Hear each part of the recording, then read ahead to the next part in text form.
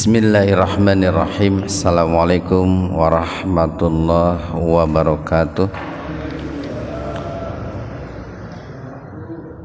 Innal hamdalillah nahmaduhu wa nasta'inuhu wa nastaghfiruh wa na'udzu billahi min syururi anfusina wa sayyiati a'malina.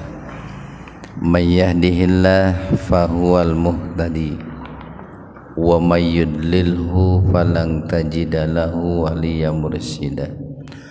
Asyhadu an la ilaha illallah wahdahu la syarikalah wa asyhadu anna Muhammadan abduhu wa rasuluh, amma ba'd. Hadirin ikhwatu iman, jemaah Majelis Ta'lim Iliyin, mudah-mudahan senantiasa diberikan kesehatan dan perlindungan Allah Subhanahu wa taala. Kajian hadis qudsi pada kesempatan ini membahas hadis qudsi nomor 50 dan 51 ya. Halaman 48 49. Hadis qudsi nomor 50 dan 51. Yang mana secara garis besar hadis ini berbicara tentang kenikmatan surga tertinggi ya, atau kenikmatan yang Allah sediakan di dalam surga yang tingkatannya itu paling tinggi gitu. Di hadis nomor 50 ini Rasulullah sallallahu alaihi wasallam bersabda, di mana sabda Rasul ini disampaikan kepada kita melalui jalur seorang sahabat yang bernama Abu Sa'id Al-Khudri ya. Jadi dari Abu Sa'id Al-Khudri dari Rasulullah sallallahu alaihi wasallam,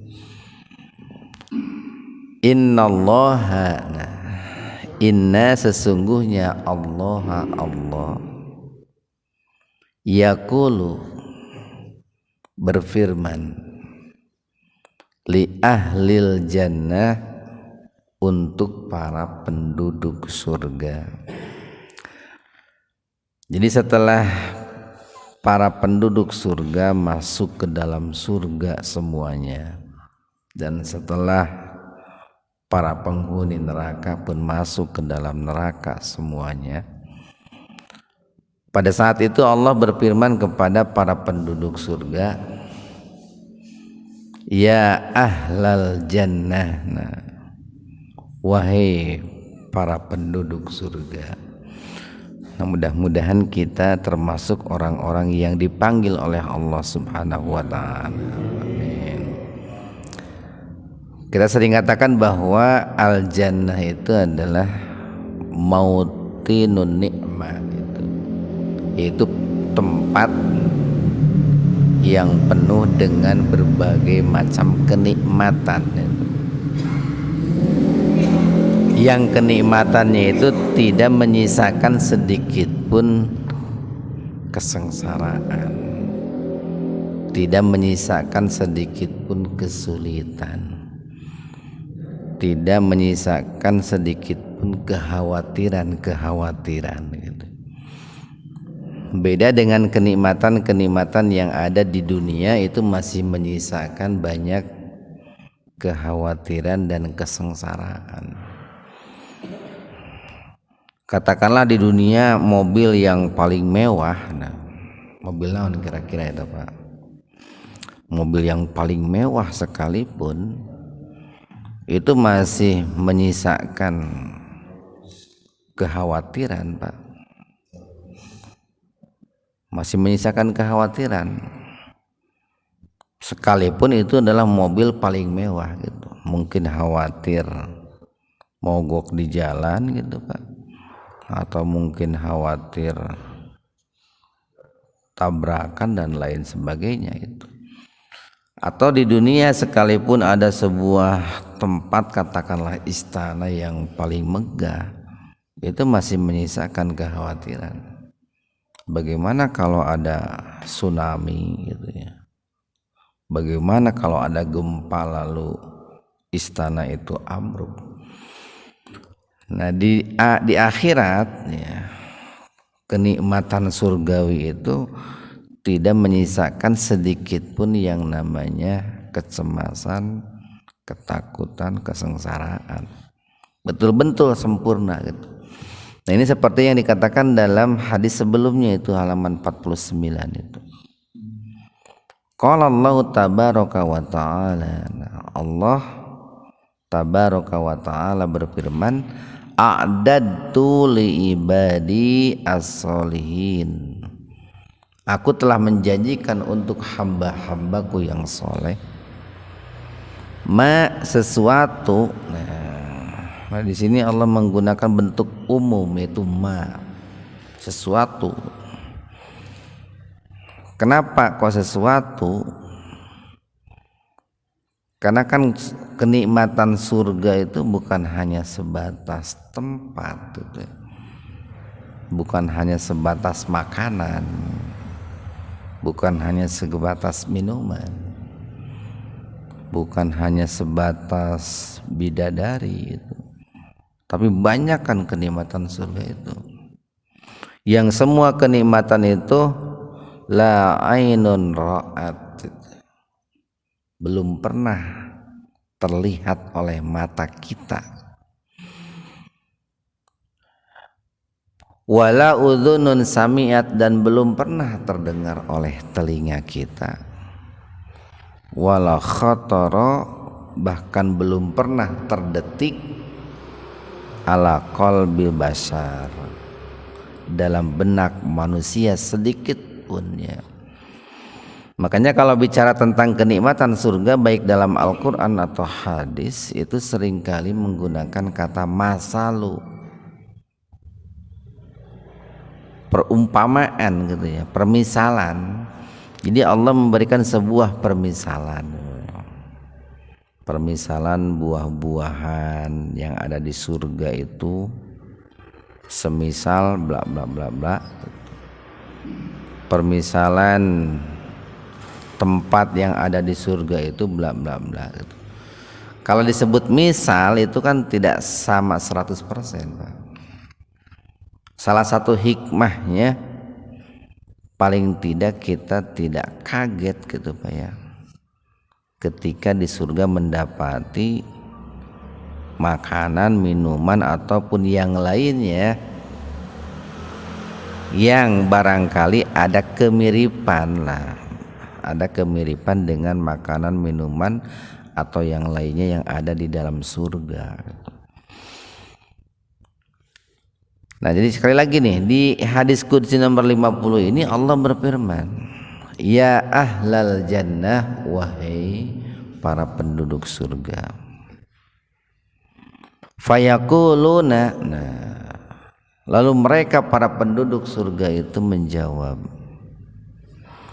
labbaika rabbana. Ini kita sering mendengar kalau orang menunaikan ibadah haji atau umrah suka ada lafaz talbiyah itu, labbaik Allahumma labbaik. Jadi labbaika rabbana, wahai Rabb kami menyambut panggilanmu, wa sa'daika, dan kami membantu ketaatan kepadamu, wal khairu, dan semua kebaikan, fi yadaik, itu ada dalam kedua tanganmu, ada dalam genggaman kedua tanganmu. Fayaqulu, kemudian Allah berfirman atau Allah bertanya kepada para penduduk surga itu, hal apakah raditum, kalian ridho, apakah kalian rela gitu. Kita sering sampaikan bahwa ada dua kata dalam Al-Quran atau hadis yang memiliki kesepadanan makna. Pertama adalah ridho, yang kedua adalah ikhlas.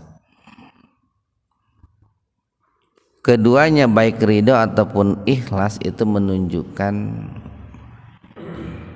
kerelaan, merupakan dua kerja hati yang memiliki makna secara umum itu adalah kerelaan. Cuman bedanya kalau ridho itu terkait dengan apa yang kita terima gitu. Dari luar masuk ke dalam itu kita menyikapinya dengan ridho. Kalau ikhlas itu terkait dengan apa yang kita berikan dari dalam keluar gitu Pak. Terkait dengan apa yang kita kerjakan itu ikhlas. Jadi kalau Bapak melakukan sholat itu kan dari dalam keluar itu, kita harus ikhlas. Zakat harus ikhlas, saum harus ikhlas, itu dari dalam keluar. Tapi kalau ridho, nah Bapak masuk surga ridho gitu Pak. Bapak dijadikan laki-laki ridho gitu. Bapak dijadikan orang kaya ridho, Bapak diberi istri 3 ridho. Nah itu dari luar ke dalam. Jadi ada kemiripan memang, tapi perbedaannya di situ Pak. Jadi ketika para penduduk surga itu sedang menikmati Pak berbagai macam fasilitas kenikmatan surga. Tadi ma itu Pak ya. Jadi segala sesuatu fasilitas kenikmatan surga,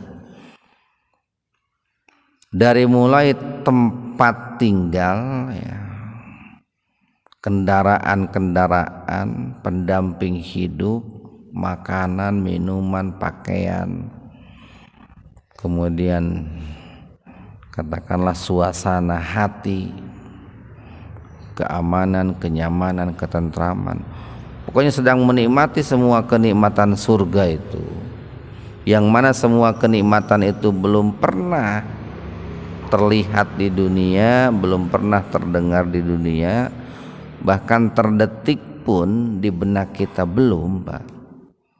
Tiba-tiba Allah itu bertanya gitu, hal raditum, apakah kalian ridho dengan semua kenikmatan ini gitu. Allah itu kan sebagai tuan rumah Pak. Allah posisinya sebagai tuan rumah itu, sementara kita posisinya sebagai tamu. Dihidangkanlah kepada kita itu tempat yang megah gitu Pak, makanan yang lezat, minuman yang nikmat gitu. Kalau kendaraan yang mewah gitu. Tempat tidur yang empuk dan lain sebagainya Pak. Bahkan sampai tempat makan tempat minum pun kan dikatakan terbuat dari emas itu Pak ya. Nah sedang menikmati kenikmatan yang ada dalam surga itu, tiba-tiba Allah bertanya, apakah kalian ridho dengan semua ini gitu. Itu kan sebuah pertanyaan yang sangat mengagetkan gitu Pak. Kenapa sangat mengagetkan? Karena sudah sedemikian rupa kenikmatan yang didapatkan, sudah sedemikian rupa kenikmatan yang sedang dinikmati, tiba-tiba Allah bertanya, apakah ridho dengan semua ini? Jadi kalau saya ilustrasikan begini, katakanlah seorang istri gitu ya, dia itu betul-betul mendapatkan haknya sebagai istri dari suaminya itu. Pokoknya dari mulai tempat tinggal, makanan, minuman, pakaian, kenyamanan hidup, kasih sayang dan lain sebagainya, itu sudah didapatkan oleh istri itu. sedikit pun tidak pernah dalam menjalani rumah tangganya itu istri itu merasa cemas, merasa khawatir, merasa takut ya. Tidak pernah disakiti, tidak pernah dikhianati, tidak pernah kekurangan sedikit apapun gitu. Lalu tiba-tiba suaminya bertanya, apakah ridho wahai istriku dengan semua apa yang aku berikan kepadamu? Nah, itu kan luar biasa, Pak. Payakulun, kemudian mereka para ahli surga itu menjawab dengan sebuah jawaban yang menunjukkan betapa bahagianya dan betapa kagetnya dengan pertanyaan Allah itu. Ya, kenapa kagetnya? Karena tadi kenikmatannya sudah sangat luar biasa, tapi Allah masih bertanya apakah ridho dengan semua ini. Sok gerapa mual kaget kumaha tuh. Bapak sedang makan makanan yang belum pernah dimakan di dunia, nikmatnya itu. Sedang minum minuman yang nikmatnya belum pernah didapatkan di dunia. Sedang tinggal di tempat tinggal, sedang tidur di atas tempat tidur yang mewahnya belum pernah didapatkan di dunia. Atau sedang bercumbu dengan pasangan di surga yang belum pernah didapatkan di dunia gitu Pak. Kan banyak digambarkan tuh bagaimana indahnya, cantiknya bidadari di surga itu. Lagi nikmat-nikmat menikmati semua itu, bapak-bapak ditanya oleh Allah, apakah ridho dengan semua yang saya berikan gitu. Maka pada saat itu menjawab, wa malana la nardo.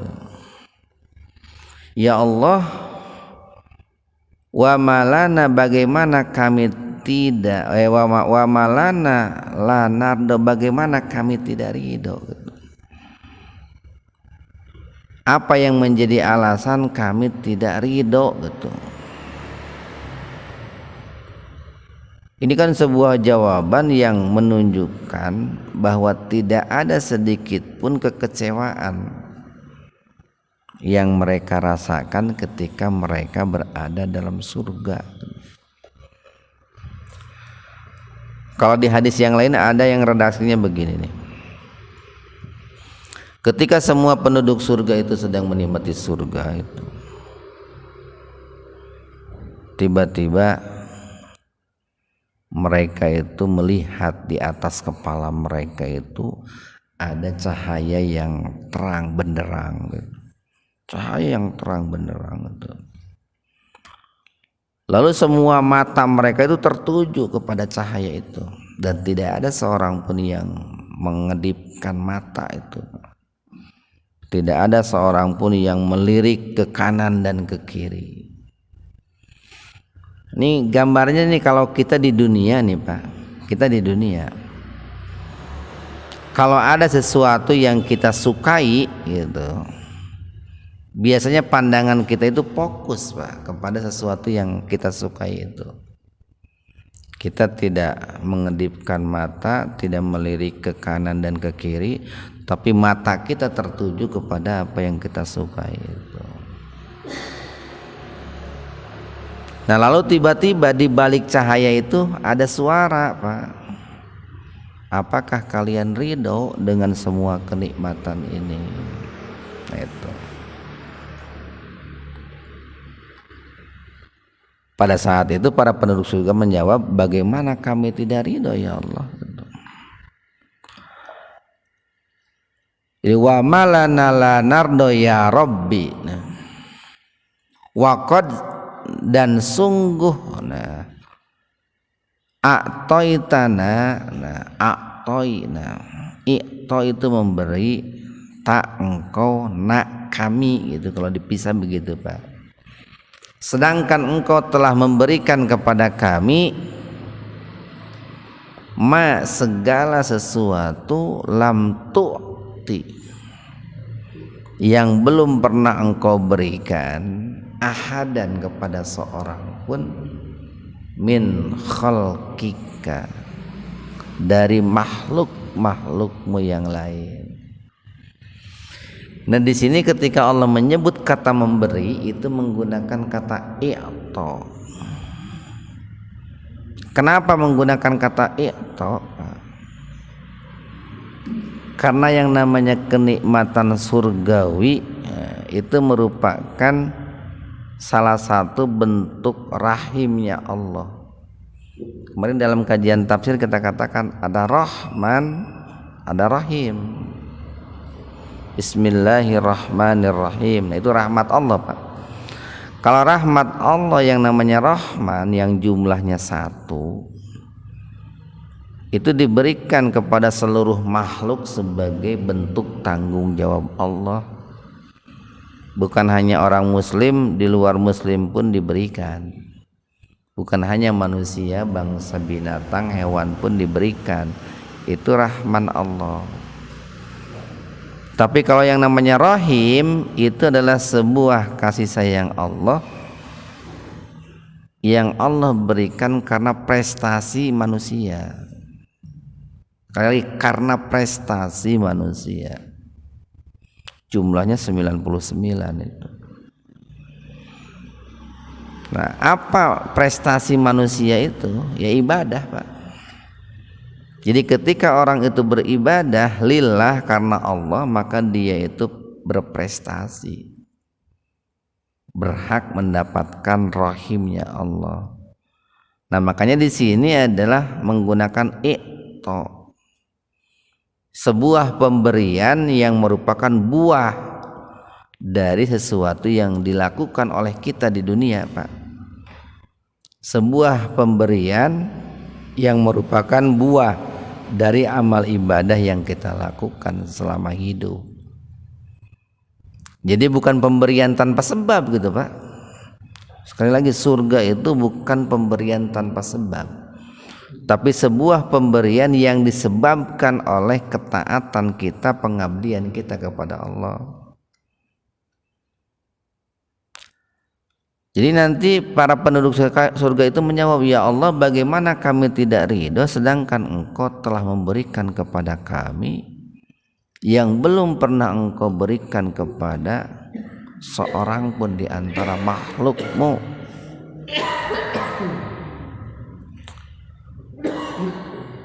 Bahkan kenikmatan-kenikmatan itu kan belum pernah diberikan kepada kita sebelumnya, Pak. Di dunia belum pernah kita mendapatkan kenikmatan itu. Makhluk lain pun belum pernah mendapatkan kenikmatan itu. Bahkan jangankan menikmati, melihat pun belum pernah, mendengar pun belum pernah, terdetik pun belum pernah. Di dunia nih ada sebuah mobil yang sangat mewah. Bapak pernah melihat walaupun belum memiliki, kan gitu. Ada sebuah istana yang sangat megah. Paling tidak Bapak pernah melihat di YouTube lah minimal, Pak, walaupun belum memiliki gitu kan. Dan karena sudah terlihat dan terdengar, mungkin terdetik di benak kita. Nah, tapi kenikmatan-kenikmatan surgawi itu terlihat pun belum pernah, terdengar pun belum pernah, bahkan terdetik pun belum pernah. Kita lanjutkan nih. Fayaqulu, kemudian Allah berfirman, atau Allah melanjutkan firman-Nya kepada para penduduk surga itu, ala maukah u'tikum, u'ti aku berikan kum kepada kalian, afdalu yang lebih utama, yang lebih istimewa, yang lebih afdal, min dzalika dari semua itu. Coba Pak, enggak kaget bagaimana tuh? Allah masih menawarkan sesuatu yang lebih utama dari semua kenikmatan yang sedang dinikmati pada saat itu. Fayaqulun, para penduduk surga menjawab, ya Rabbi, wahai Rabbku, wa ayyu syai'in, dan sesuatu apalagi, afdalu yang lebih utama, min dzalika dari semua itu. Apakah masih ada gitu, tempat yang lebih megah dari ini, makanan yang lebih nikmat, lebih lezat dari ini, fasilitas yang lebih istimewa dari ini semua. Jadi kalau diringkas, apakah masih ada kenikmatan yang lebih hebat dari semua kenikmatan yang sedang kami rasakan ini? Fayaqulu, kemudian Allah berfirman, uhilla, aku halalkan, alaikum, atas kalian, ridwani, keridoanku. Bahkan diperkuat lagi nih, bukan hanya sebatas Allah menghalalkan keridoan. Fala ashatu, maka aku tidak akan murka, alaikum, kepada kalian, ba'dahu, setelahnya, abada, selama-lamanya. Jadi keriduan Allah itu merupakan puncak tertinggi itu, Pak, setelah ru'yatullah, melihat indahnya wajah Allah gitu, Pak. Bayangkan saja Pak nih, di dunia kita pernah melihat sesuatu yang indah-indah gitu. Mungkin pernah melihat betapa indahnya sebuah istana gitu, Pak. Atau mungkin pernah melihat betapa cantiknya seorang wanita gitu. Pernah ninggalin gitu, Pak? Atau pernah ningali bagaimana indahnya sebuah tempat gitu. Itu ciptaan Allah itu, Pak. Sehingga saking indahnya kita ingin kembali berkunjung ke sana. Sogeraina. Katanya orang Bandung itu resep ke Pangandaran gitu. Karena mungkin dalam pandangannya Pangandaran itu tempat yang indah. Atau mungkin ke Mekah lah. Nah, sekalipun pernah berkunjung gitu, itu kan ingin kembali lagi, Pak. Karena keindahannya itu kan. Salah satu faktornya kan karena keindahannya. Sekalipun barangkali biayanya besar gitu ya, dan lain sebagainya gitu, tapi ingin kembali lagi. Nah, jika melihat ciptaan Allah saja yang indah ya, kita begitu tertarik untuk melihatnya. Itu ciptaannya itu, apalagi melihat yang menciptakannya gitu, Pak. Apalagi yang melihat yang menciptakan seluruh alam semesta dan seisinya, yaitu Allah Subhanahu wa ta'ala. Makanya tadi dikatakan sampai mata manusia itu tidak ada yang berkedip, tidak ada yang menoleh ke kanan ke kiri, Pak. Semuanya tertuju kepada cahaya itu. Baru setelah itu tiba-tiba ada suara, apakah kalian ridho? Jadi puncak keridoan dalam surga atau puncak kenikmatan yang ada dalam surga itu adalah ridwanullah. Ayat ridwan di dia ta. Wa ridwanullahi akbar. Itu kalau dalam surat apa tuh? At-Taubah. Wa'adallahul mu'minina wal mu'minati jannatin tajri min tahtihal anhar. Allah janjikan kepada orang-orang mukmin baik laki-laki ataupun perempuan surga-surga yang mengalir di bawahnya itu sungai-sungai. Wa masakinat thayyibatan fi jannati adan, dan juga tempat-tempat yang thayyib, yang indah, yang megah di surga Aden. Kalimat berikutnya waridwanum minallahi akbar. Nah, itu. At-Taubah 72 itu. Dan keridhaan Allah itu adalah kenikmatan yang jauh lebih besar. Jadi keridhaan Allah itu jauh lebih besar bila dibanding megahnya istana di surga, bila dibanding dengan mewahnya kendaraan di surga, bila dibanding dengan makanan minuman yang lezat-lezat di surga. Gambarannya begini Pak, betapa luar biasanya yang namanya keridhaan. Bapak bertamu nih kepada seseorang, bertamu nih, kemudian dipersilahkan masuk. Pada saat Bapak dipersilahkan masuk, kemudian tuan rumahnya itu menghidangkan berbagai makanan, berbagai minuman. Pokoknya masuk ngadarak ya Pak, maidah lah, hidangan di meja itu. Tapi kemudian si tuan rumahnya itu bari camerut Pak, siga nu ulaheun gitu nya kue di dahar teh, siga nu ulaheun eta minuman diminum teh. Enak teh eta Pak bertamuna kan nggak enak itu Pak. Tapi sok sanajan cai herang ngungkul, tapi lamun katingali tuan rumah nanti marah mai welcome gitu banyak, memberikannya itu dengan ikhlas, menjamunya itu kan jadi enak ke kitanya itu Pak. Nah keridhaan Allah itu dikatakan lebih besar dari yang lain-lainnya. Ilustrasinya seperti itulah Pak, ilustrasinya itu. Satu lagi ayat hadis qudsi nomor 51.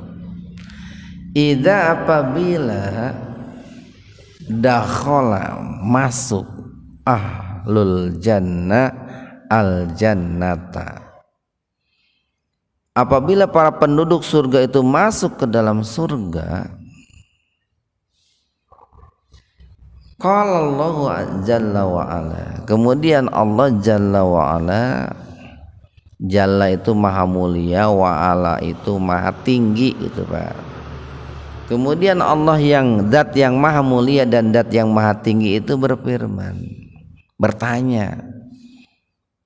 Nih diingat-ingat nih Pak, nih dua hadis ini nih. Nanti bisa suatu hari ditanya gitu oleh Allah dalam surga Bapak-bapak. Allah nanya begini nih, atas tahuna syai'a, atas tahuna ini A-nya itu hamzah istifham nih Pak. Apakah kalian menginginkan syai'a sesuatu? Qalu mereka menjawab, Rabbana wahai Rabbku, wa ma fauqa ma a'taita, adakah yang lebih tinggi gitu. Fauqa itu kan tinggi Pak, di atas itu. Adakah yang lebih tinggi dari apa yang telah Engkau berikan kepada kami gitu. Masih ada ya Allah gitu, yang lebih tinggi dari semua apa yang Engkau berikan kepada kami. Fayaqulu, kemudian Allah berfirman, bal, bahkan ridho ya akbar, keridhoanku itu jauh lebih tinggi, jauh lebih besar. Ikhwana fillah arsadakumullah. Nah terkait dengan kenikmatan-kenikmatan yang ada dalam surga, yang dalam dua hadis qudsi tadi dikatakan bahwa ridwanullah, keridhaan Allah itu adalah puncak kenikmatan tertinggi. Nah itu berkaitan erat dengan ibadah, berkaitan erat dengan ibadah manusia di bumi. Terkait dengan ibadah ini, terkait dengan perintah, tugas beribadah. Tugas kita kan di dunia beribadah Pak.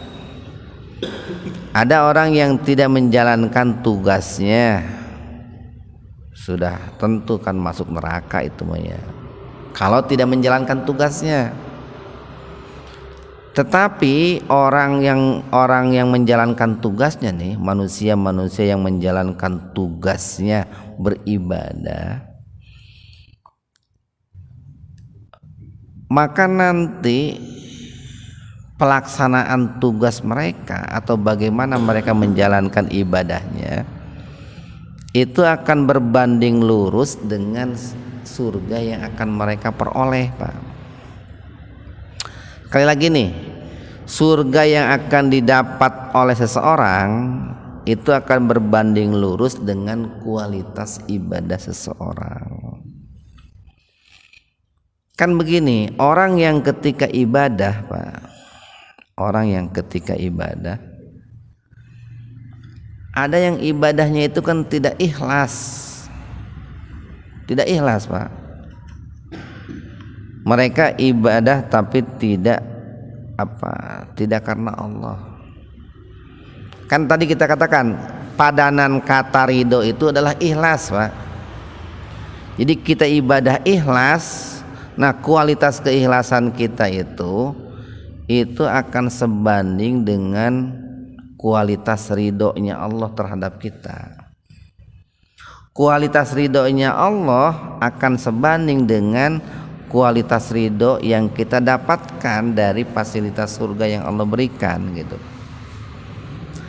Nah, tadi kita katakan bahwa tingkatan ibadah seseorang itu kan beda-beda.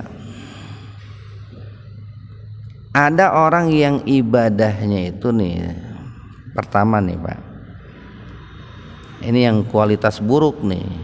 Ada orang yang beribadah tapi ibadahnya tidak ikhlas. Ibadahnya itu riya, ingin dilihat orang, sum'ah, ingin didengar orang. Nah, ibadah seperti ini tidak akan menghantarkan dirinya ke surga, Pak. Kalau ibadahnya itu riya dan sum'ah. Kenapa? Karena dia sudah mendapatkan balasannya di dunia.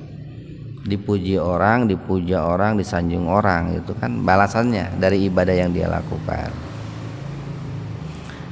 Bahkan kan Nabi mengatakan riya itu syirkul asghar, itu syirik kecil itu. Yang syirik kecil itu, Pak, bahaya syirik kecil itu kan bagaikan semut hitam berjalan di malam hari di atas batu hitam yang licin. Nah, itu bahayanya syirik itu. Apalagi kalau kita mengaku-ngaku beribadah gitu, Pak, padahal ente. Umpamanya begini nih, ada orang, ini lebih parah lagi nih, ada orang yang mengaku beribadah padahal tidak. Umpamanya ketika ada orang lain berkumpul membicarakan sholat tahajud karena era, lalu dia pun mengatakan, abi mah sholat tahajud deh, sok tabuh bade menjelang subuh we gitu. Padahal teu tahajud gitu tah. Ngan pedah batur ke ngalobrolkeun tahajud daerah meureun batur tahajud urang henteu gitu. Atau barangkali mengaku-ngaku kebaikan orang lain. Pokoknya orang lain itu punya jasa apalah di masyarakat itu. Mungkin orang si A pernah menyumbang ini, si B pernah menyumbang itu, si C pernah menyumbang itu. Nah, lalu dia mengatakan, abi mah nyumbang teh eta we ti abi mah. Padahal dia enggak nyumbang, itu sumbangan orang lain, tapi dia mengaku bahwa itu darinya. Ini lebih parah lagi nih, Pak. Bukan hanya riya, tapi mengaku-ngaku kebaikan orang lain bahwa itu adalah jasa dirinya. Ini lebih parah lagi. Kemudian berikutnya nih, ada orang beribadah itu niatnya itu ingin mendapatkan duniawi dari Allah. Itu para ulama mengatakan masih boleh kalau niatnya mendapatkan duniawi dari Allah. Ini pernah kita bahas tuh kan dalam surah Al-Baqarah, yang Rabbana atina fid dunya hasanah wa ma lahu fil akhirati min khalaq gitu ta. Ada orang yang ketika beribadah itu dia berdoa, ya Allah berikanlah saya kenikmatan dunia dengan ibadah ini. Tapi mereka tidak meminta akhirat, Pak. Maka di akhirat dia tidak mendapatkan apa-apa. Jadi lamun sholat dengan saukur hayang beunghar gitu, lamun puasa dengan saukur hayang sehat gitu, lamun haji yang umroh supaya naik jabatan, tapi tidak punya niat untuk akhirat, maka dia dapatkan dunia saja itu. Selama memintanya kepada Allah itu, para ulama mengatakan, ada yang mengatakan boleh, ada yang mengatakan makruh, Pak. Cuman sederhananya rugi aja lah, Pak. Kalau saya katakan rugi aja.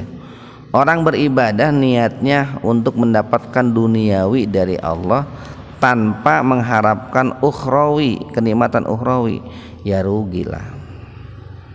Ibadah hanya sebatas ingin mendapatkan kenikmatan duniawi.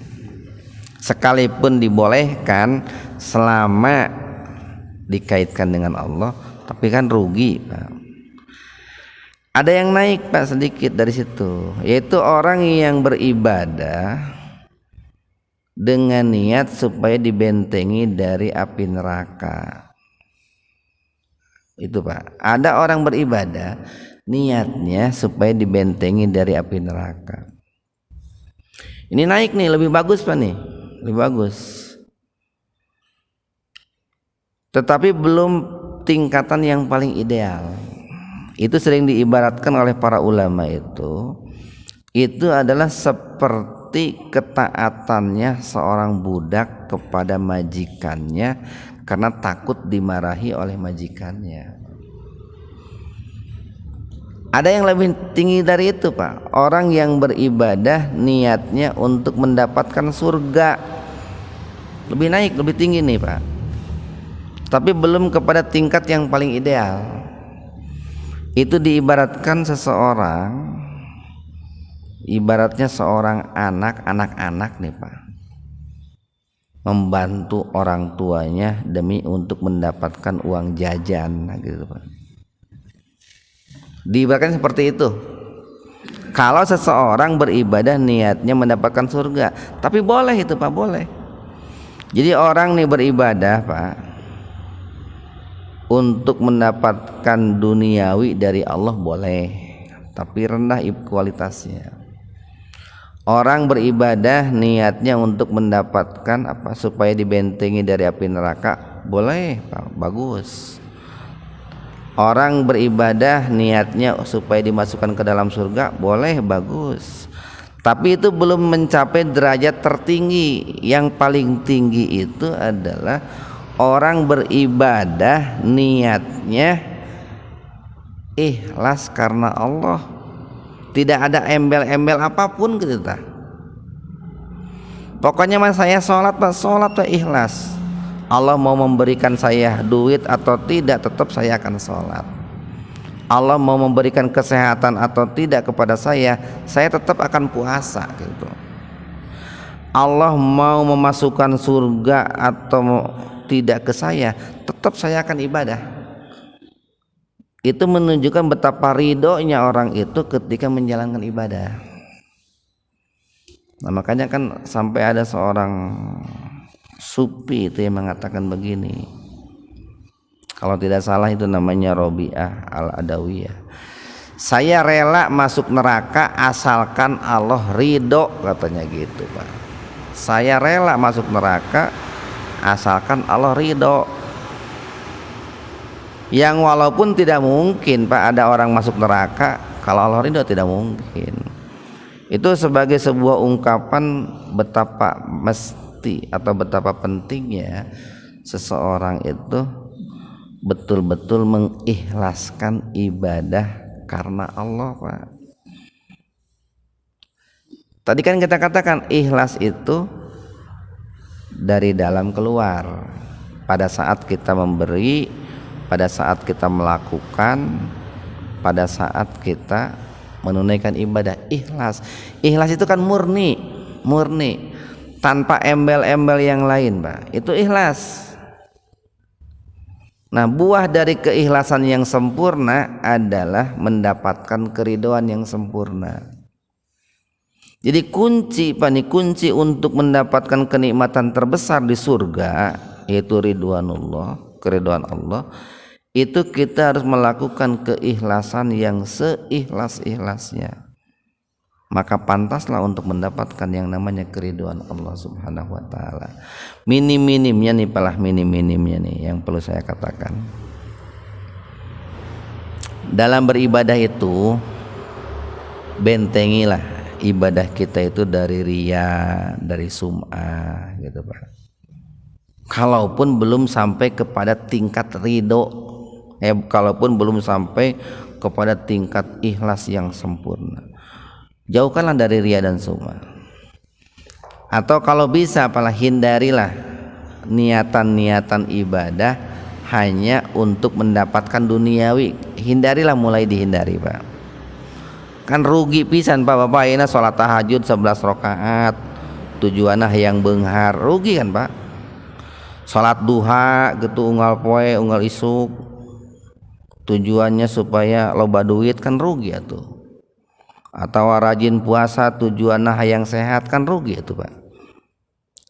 Jadi duniawi itu mestinya adalah hikmah Pak, yang didapat karena kita melakukan ketaatan itu Pak gitu. Lagi, duniawi itu jangan dijadikan niat dan tujuan dari ibadah kita, tapi jadikanlah hikmah yang didapat dari ketaatan-ketaatan yang kita lakukan. Bapak saum nih niatnya ikhlas karena Allah, nanti hikmah kesehatan akan didapat sendiri Pak, dengan sendirinya akan didapatkan gitu tak.